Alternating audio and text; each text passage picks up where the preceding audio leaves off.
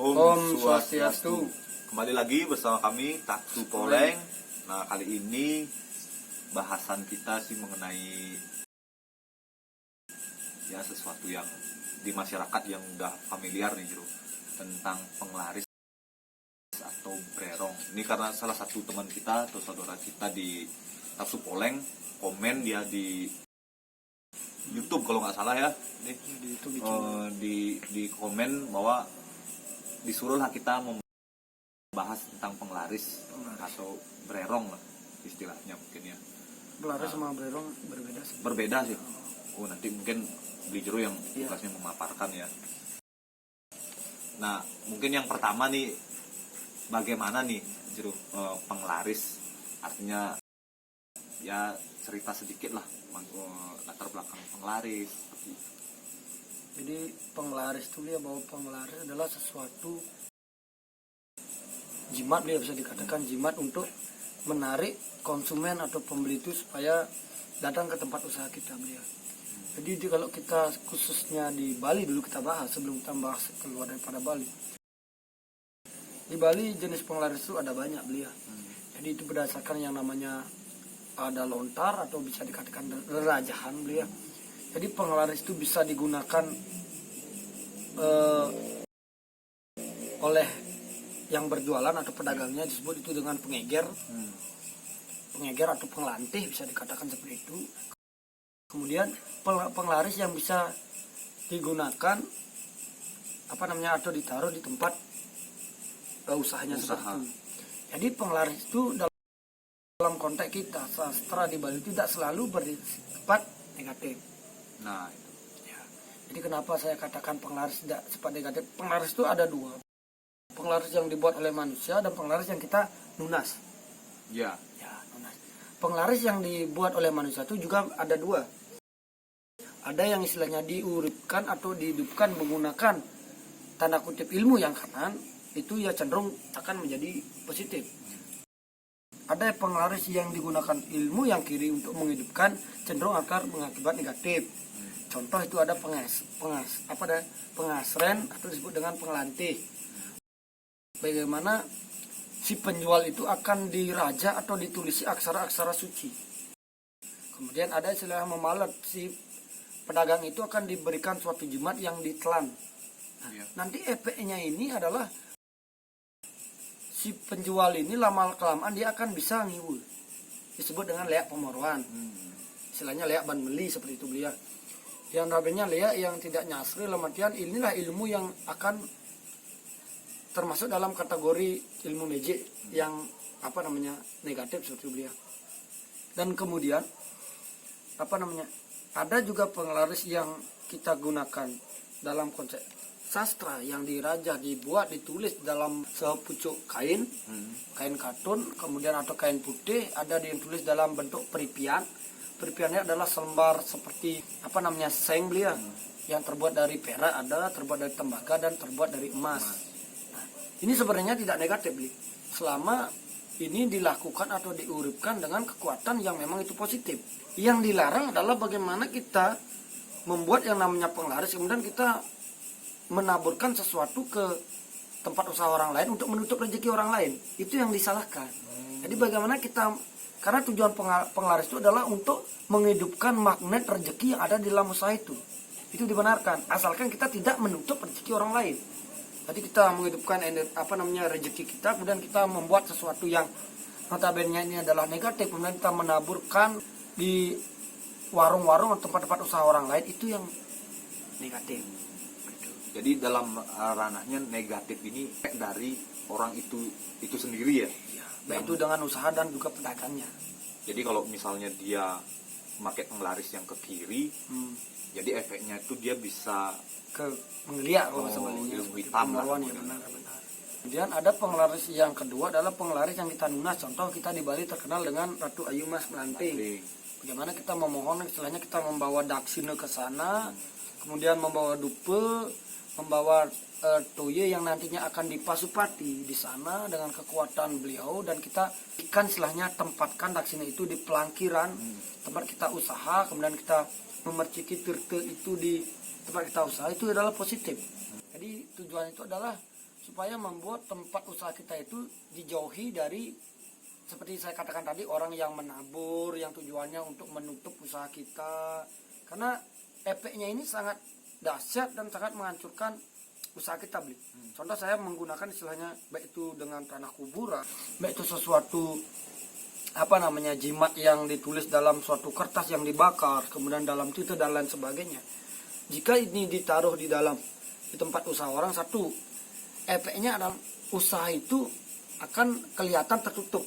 Dan mungkin orang belanja itu akan melihat warung itu tutup, sebenarnya warung itu buka. Kemudian akan sering uang itu istilahnya cash check atau tidak sesuai antara pengeluaran dengan pemasukan. Contoh kita barang itu habis 2 juta tetapi pemasukannya hanya 1 juta seperti itu. Ini ada sesuatu yang akan membuat kita rugi. Kemudian penghuni juga warung itu akan sering cekcok baik antara karyawan, baik juga konsumen, baik itu pedagangnya akan tidak nyaman di tempat itu. Baik daripada sesuatu yang negatif ditaruh di tempat usaha. Jadi tujuannya penglaris yang positif adalah menangkal itu. Selain menarik magnet, jika kita memperciki tirti yang kita tunas di Pura Melanting itu, membuat benda-benda atau barang-barang negatif tidak bisa masuk ke tempat usaha kita. Hanya multifungsi lah. Multifungsi, benar. Nah, ibaratkan penglaris seperti gini gitu ya. Saat kita mencari pekerjaan nih, kita lebih baik skill diri sendiri benar. daripada membodohi orang lain. Itu yang negatif kan. Kalau kita mengasah kelebihan kita daripada kita menjelekkan orang lain.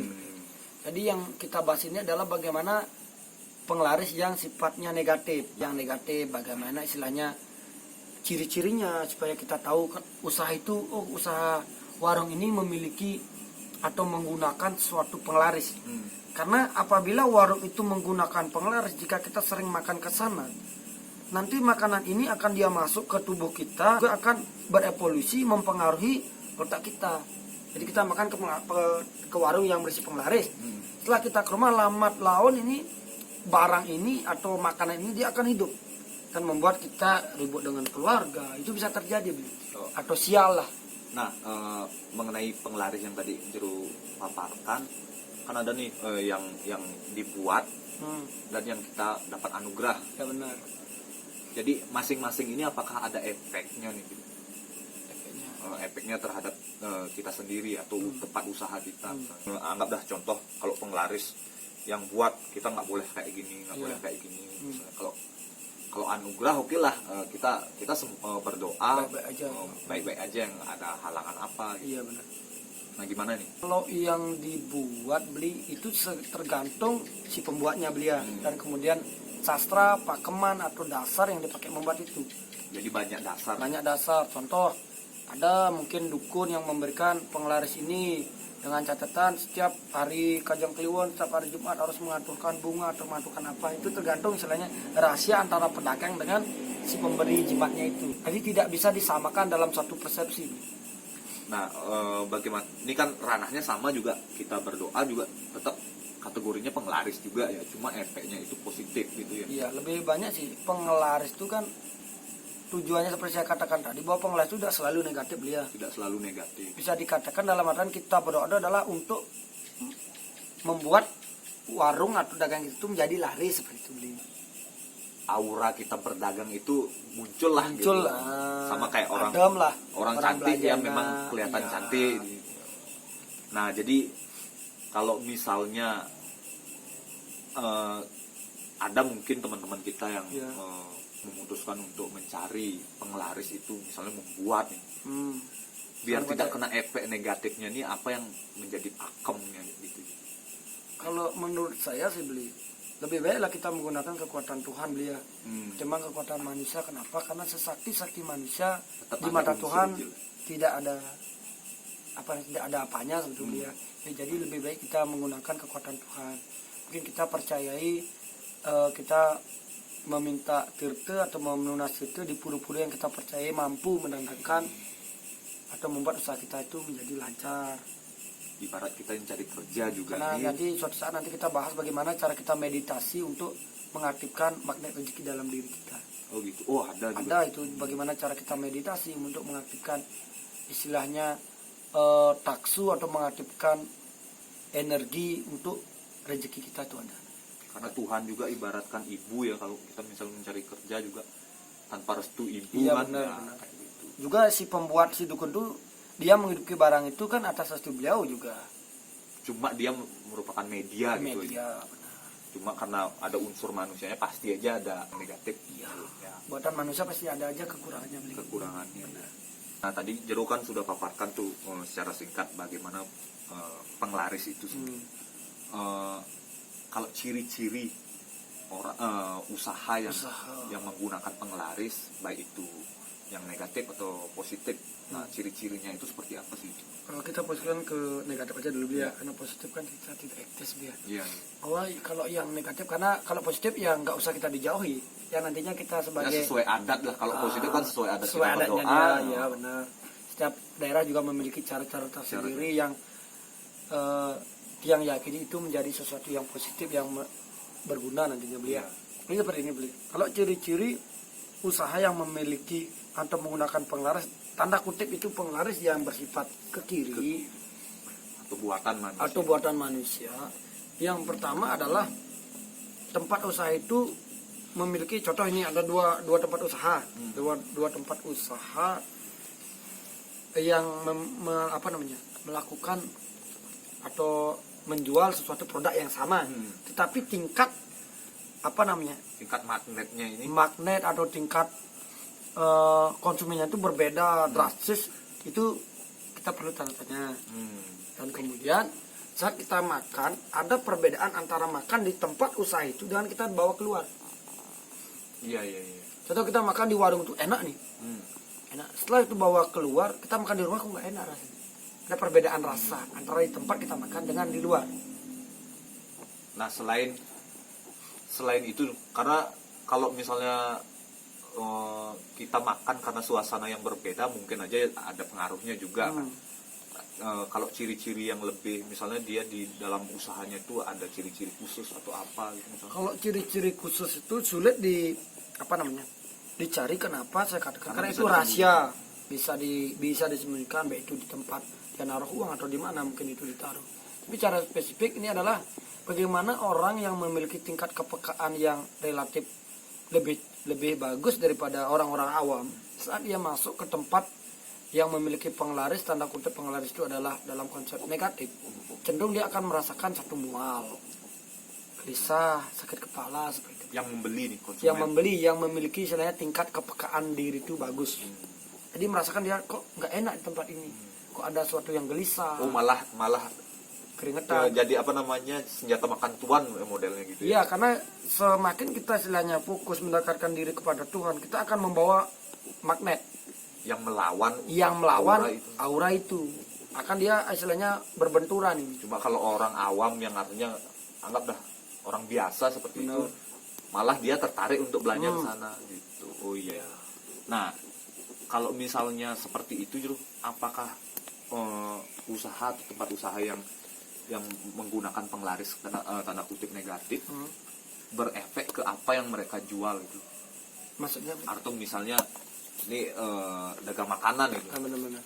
Makanan karena dia menggunakan penglaris yang negatif, apakah makanannya itu ada efeknya ke konsumen itu? Ke konsumen, ya sangat jelas dia. Seperti saya katakan tadi bahwa apabila kita sering makan di tempat yang menggunakan penglaris itu negatif, karena kenapa saya katakan itu sangat berpengaruh, karena penglaris yang dimasukkan di dalam bumbu makan itu adalah menggunakan benda-benda yang tidak layak kita makan. Mungkin setiap daerah memiliki cara-cara tersendiri. Mungkin yang viral menggunakan itu bahan dari manusia seperti itu, atau bahkan busana manusia yang tidak etis kita masukkan di dalam bumbu itu. Jadi yang pertama adalah secara logika atau secara nyata itu kan mempengaruhi kesehatan kita. Sudah pasti kesehatan kita akan terganggu. Tetapi secara konsep niskala atau spiritual atau secara yang tidak kasat mata, bahwa itu akan berdampak, satu, kita akan sial. Konsumennya akan sial. Kenapa? Karena kita makan makanan yang mengandung atau dicampuri sesuatu yang tidak kita layak untuk makan. Kalau di Bali istilahnya ini ada jemuran, kita ke bawah jemuran aja nggak boleh, apalagi kita memakan sesuatu yang dijemur seperti itu. Ya, karena kita mengenal juga konsep yang bersih belum tentu suci kan gitu. Ya seperti ya. Biarpun yang digunakan itu bersih, Ya. tapi kalau tidak layak, Ya kalau kita dibalikan bersih dan sukle. Kalau di agama lain mungkin bersih dan halal itu kan ada sesuatu kelihatannya sama-sama bersih tapi belum tentu halal. ya, ya. Bersih belum tentu sukle sebenarnya. Jadi ada sesuatu yang karena konsep kita sama-sama mungkin di agama manapun. Sebelum makanan itu disajikan pasti akan doa. Jadi makanan itu sangat si penyaji itu sangat mempengaruhi makanan itu dan sangat berpengaruh pada konsumen. Jadi satu kita bisa sial dan kedua kita bisa ribut di rumah tangga beli. Karena kenapa? Makanan ini akan masuk ke dalam tubuh kemudian diproses oleh organ tubuh kita. Sari-sari makanan itu akan naik dia, mempengaruhi otak kita. Cuma kita menjadi ruwet, menjadi mumet dan menjadi cepat marah dan lain sebagainya. Nah, aura vibrasi kita juga tubuh kita tuh menjadi tidak bersinar. Jadi orang spiritual melihat kita tuh kok kayak redup. Itu mengakibatkan juga rezeki kita menjadi redup, pekerjaan kita menjadi sial dan lain sebagainya. Ya karena pikiran juga udah mumet kan. Iya udah mumet. Berepek kemana-mana nih kan. Nah berarti itu ciri-ciri kalau kita menggunakan penglaris yang negatif. Ya yang lebih gampang lah. Cirinya kan ada banyak beli. Itu yang paling gampang dilihat oleh orang awam. Kalau orang spiritual kan banyak kita bisa melihat dari segi tatanan warungnya, nyeleneh lah, bagaimana juga busananya, dan juga baru kita masuk di atasnya pasti ada sesuatu yang disembunyikan. Kalau orang spiritual, tapi kalau orang awam kita bisa lihat dari dua itu aja. Tapi tidak memungkiri juga penglaris yang dibuat oleh manusia itu memang positif gitu ya. Misalnya dia menggunakan apa kayak ya kalau penglaris dalam konsep buatan manusia positif itu tidak akan berpengaruh terhadap makanan. Yang berpengaruh adalah bagaimana tempat usaha itu kelihatan bersinar dan menarik orang untuk datang ke sana. Tetapi rasa makanannya itu tidak akan berubah.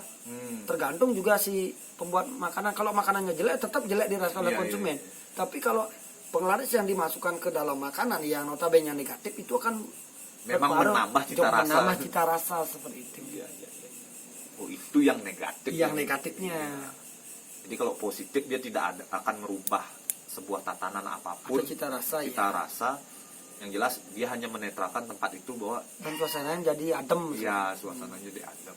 Atau memang dia itu memang membuka usaha gitu aja kan. Nah itu kan tadi ciri-ciri kalau tempat usaha yang menggunakan penglaris. Ya artinya yang tanda kutip negatif. Ya. Kalau misalnya kita orang biasa nih, orang awam yang tidak peka ke hal itu, bagaimana nih kita menyadari atau kita memang sudah membeli baru sadar bahwa kita merasakan sesuatu yang tidak enak lah. Caranya kita menetralkan ini itu gimana?